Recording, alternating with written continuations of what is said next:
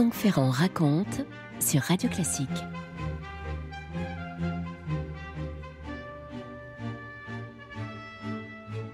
On ne parle pas très souvent de la République de Weimar et pourtant c'est un moment extrêmement important, non seulement de l'histoire de l'Allemagne, mais de l'histoire de l'Europe, disons-le, d'une façon générale. Nous sommes le soir du 10 avril 1932 à Berlin. Les Allemands retiennent leur souffle puisqu'ils attendent le résultat de l'élection présidentielle. Et le climat, disons-le, est explosif. Il y a 3 candidats qui s'opposent pour cette élection à la présidence de cette République de Weimar. Le chef du nouveau parti, enfin je dis nouveau, du parti nazi en pleine expansion, c'est Hitler, bien entendu. Le chef du parti communiste, Thälmann. Et puis le candidat plus classique, le candidat de la droite, c'est le maréchal von Hindenburg. Tableau crépusculaire, l'Allemagne est en plein marasme. Il y a eu cette crise de 1929 dont il est impossible qu'elle se remette en apparence. 6 millions, je dis bien 6 millions de chômeurs, des salaires en baisse, des impôts en hausse avec cette extraordinaire inflation. Vous savez, dans les rues, des violences terribles, les milices nazies se battent avec les militants communistes. Et il y a même dans pas mal d'échauffourées des blessés et même des morts. Et dans ce chaos, ce parti qui est en train de prospérer, le NSDAP, le Parti national-socialiste des travailleurs allemands, qu'on appelle donc le parti nazi, c'est l'abréviation, en 4 ans, il est passé de 2 à 30%, et la promesse qu'il fait aux Allemands, c'est essentiellement une promesse de plein emploi, avec à sa tête un homme de 42 ans qui donc se trouve maintenant être candidat à la présidentielle. Il a dans l'armée un grade un peu moins élevé que celui d'Hindenburg, puisque lui était caporal, et c'est Adolf Hitler. Le président sortant, le maréchal von Hindenburg, a 84 ans. Vous voyez un peu à quoi ressemble Hindenburg. Nous racontions il y a quelque temps le terrible drame du dirigeable Hindenburg, et je vous avais dit à l'époque qu'il faudrait vous dire un mot du vrai Hindenburg. Et bien voilà, c'est le moment de le faire ce matin. Cet homme assez corpulent, avec une coupe en brosse, les cheveux très blancs bien sûr, regard sévère, regard d'acier, des moustaches en pointe bouclées, c'est la moustache des officiers de la Reichswehr. Il est le héros de la guerre de 14 pour les Allemands, en tout cas l'un des grands héros. Il a remporté une bataille majeure contre les Russes. Si vous voulez, il fait un peu office de sauveteur de l'état-major allemand, un peu comme Pétain de notre côté. Ce n'est pas un fervent républicain, disons-le, même loin de là. Il est issu d'une vieille famille aristocratique de la vieille Prusse. Il vit dans la nostalgie de l'Empire, mais s'il s'est quand même fait élire, et si maintenant il se représente, c'est parce qu'il a l'intention, en quelque sorte, de maintenir l'Allemagne sur les rails. À 84 ans, il n'avait pas tellement envie de ce deuxième mandat. Vous imaginez, à 84 ans, on a d'autres aspirations. Mais s'il y va, c'est pour faire rempart à la fois aux communistes et aux nazis. Je me suis mis à nouveau à la disposition du peuple allemand pour lui consacrer mes dernières forces, dit Hindenburg. Dans sa biographie Hindenburg, l'homme qui a conduit Hitler au pouvoir, une biographie qui vient de paraître aux éditions Talendier, Jean-Paul Bled nous dit « Hindenburg préside un pays menacé de tous les dangers, où qu'il se tourne, aucune lueur d'espoir ne pointe à l'horizon ». Le soir du 10 avril 1932, les résultats tombent. Réélection d'Hindenburg avec 53% des voix. Le candidat communiste plafonne à 10%, mais Hitler, lui, est arrivé à 36%. Franck Ferrand sur Radio Classique. Donc, pour le moment, bataille gagnée pour le vieux maréchal président qui a empêché Hitler, qu'il appelle d'ailleurs caporal bohémien. Il l'a empêché d'accéder à la présidence. Il l'appelle bohémien, c'est pas par rapport, c'est une allusion à ses origines autrichiennes, bien sûr. Alors, Hindenburg pourrait s'en tenir là et gouverner avec la droite, avec les sociaux-démocrates aussi, qui l'ont soutenu par peur d'Hitler. Mais Hindenburg n'aime pas les sociaux-démocrates. Il faut bien le dire, quand je dis qu'il les aime pas, mais c'est qu'il les a carrément en détestation. Il les tient pour responsables de tous les maux qui affectent l'Allemagne de l'époque. Il les tient responsables de la défaite de 18. Ce sont eux, dit-il. Il les tient responsables de la faiblesse du régime de Weimar. Ce sont eux. Il préfère dissoudre le Reichstag et provoquer des élections législatives, ce qui est imprudent puisque maintenant les nazis sont à 37%, derrière les communistes à 14%. Autant dire qu'on ne peut plus trouver véritablement de majorité. Et pour Hitler, c'est extraordinaire ce qui se passe. Il voit bien qu'il va être nommé chancelier, chef du gouvernement si vous préférez, et qu'il va pouvoir distribuer les ministères. Goebbels, qui anime le journal, autant dire l'organe de propagande nazi, die Zeitung, écrit « Nous sommes aux portes du pouvoir. Une fois installés, nous ne le céderons plus ». Et Hindenburg est bien obligé de recevoir au palais présidentiel ce Hitler qu'il aime si peu, ce caporal bohémien. Il lui propose seulement pour le moment le poste de vice-chancelier. « Je ne peux pas vous donner la chancellerie, vous voulez monopoliser le pouvoir, lui dit-il. » Et là, Hitler est surpris, il est humilié. Il refuse évidemment le poste, il quitte le palais furieux et va tout faire désormais pour empêcher Hindenburg de former un gouvernement. Le président doit dissoudre le Reichstag une deuxième fois et en novembre 1932, les nazis vont perdre pas mal de sièges. Ils tombent pas très bas, mais ils tombent à 33%, alors que les communistes, eux, sont montés à 17%. L'impasse n'en est pas moins la même. Hindenburg n'a aucune sortie, il n'a pas de majorité, il a les communistes qui progressent.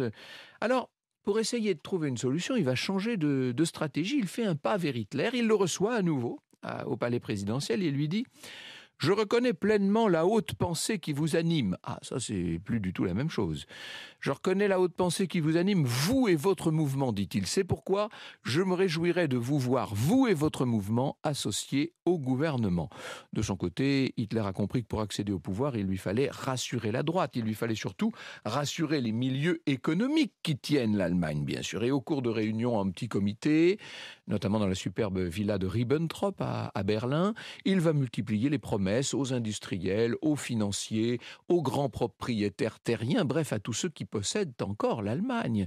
Il renonce bien sûr, et de façon très explicite, à revendiquer tous les ministères, pas du tout. Il voulait un gouvernement de coalition, il le dit.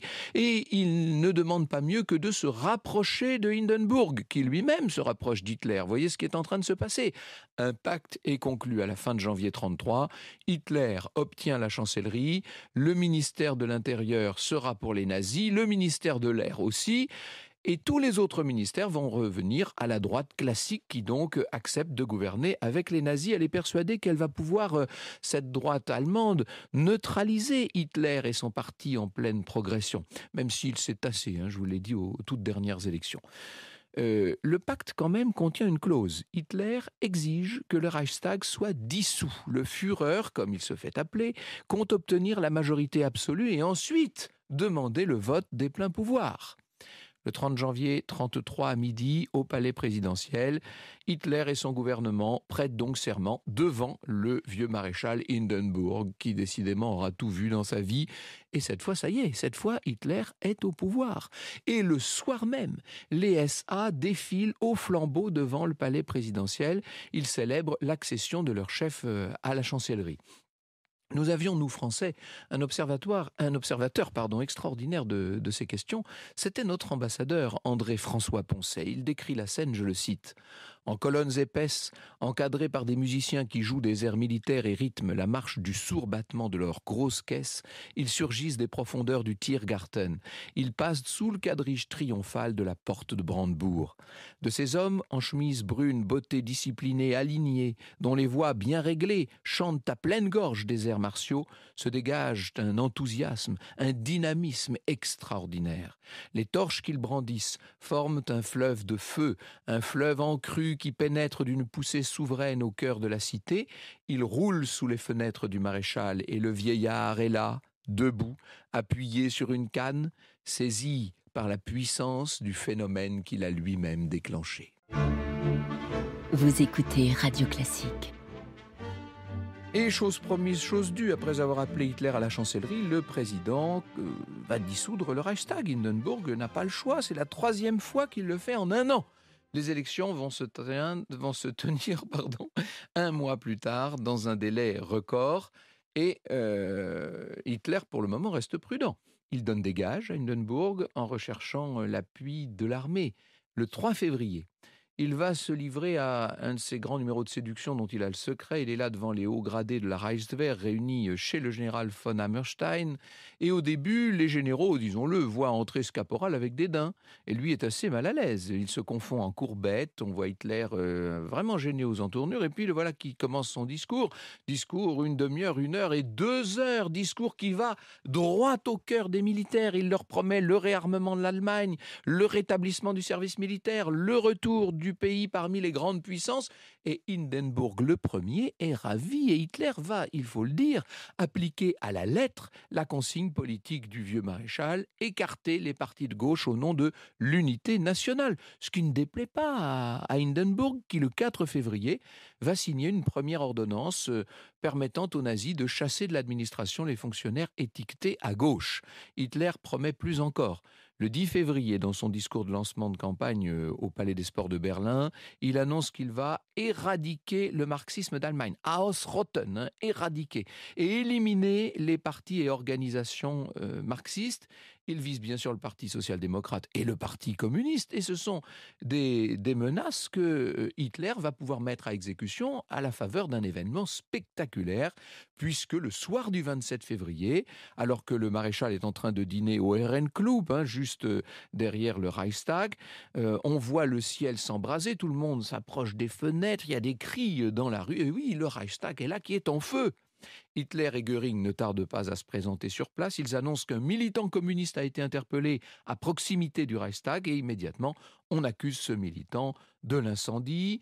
Goebbels va pouvoir écrire dans son journal: « Il ne fait pas de doute que les communistes entreprennent ici leur dernière tentative de créer la confusion par l'incendie et la terreur afin de se saisir du pouvoir à la faveur de la panique générale. » C'est une caractéristique des mouvements totalitaires, vous savez, accuser les adversaires, ou même les ennemis, disons-le, de tout ce qu'on a pu faire soi-même.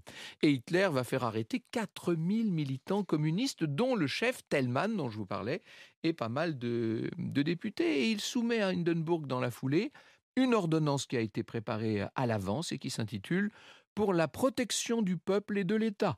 Ordonnance interdisant les journaux non seulement communistes mais aussi socialistes, les réunions des partis de gauche et du centre, ordonnance qui supprime la liberté d'opinion, le secret postal, le droit d'association. Et ce qui est incroyable, c'est qu'on voit le vieux maréchal signer tout ça sans hésiter.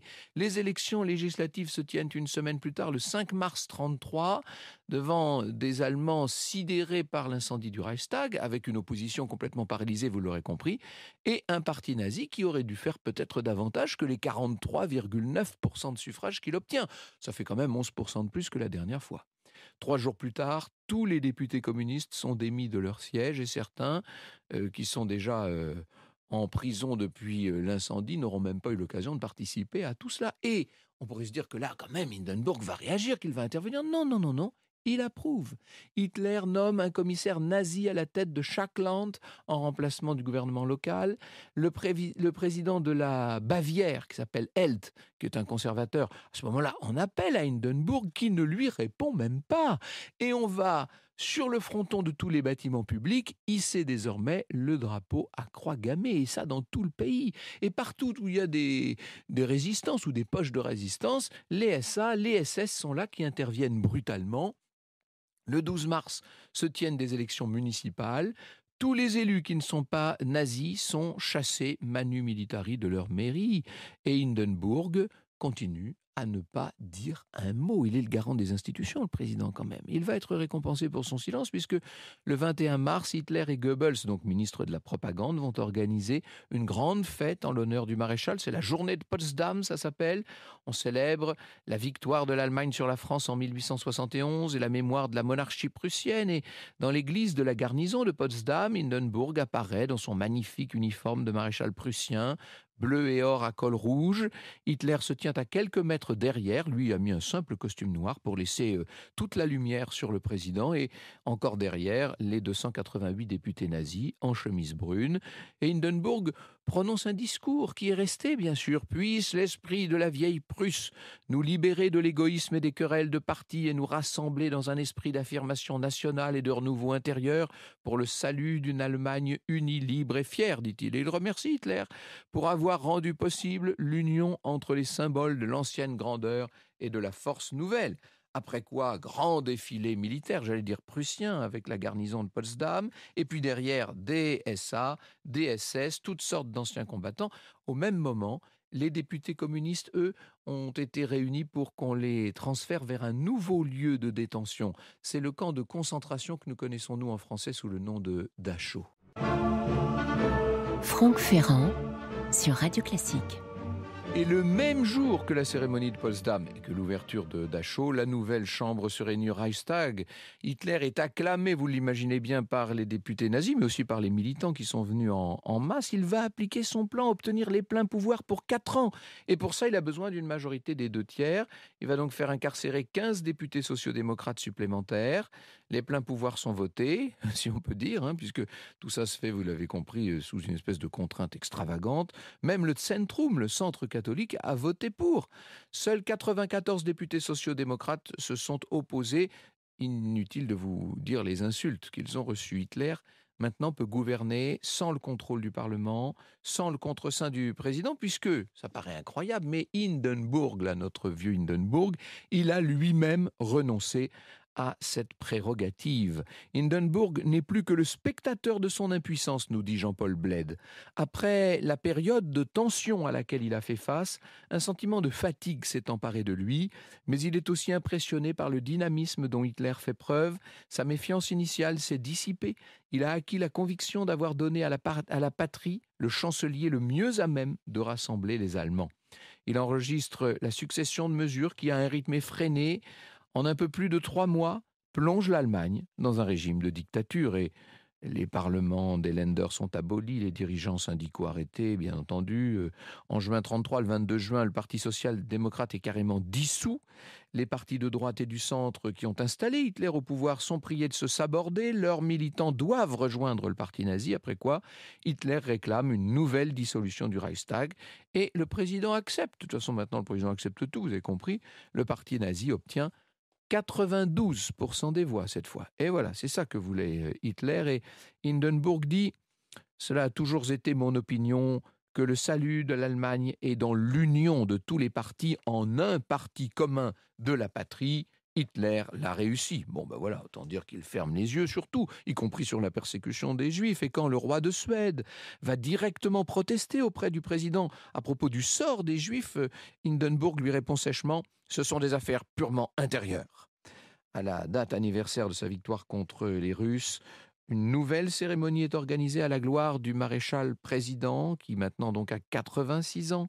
Hitler et Göring lui offrent tout un domaine avec une immunité fiscale, une dotation d'1 million de marks. Enfin bref, on le remercie comme on doit, évidemment.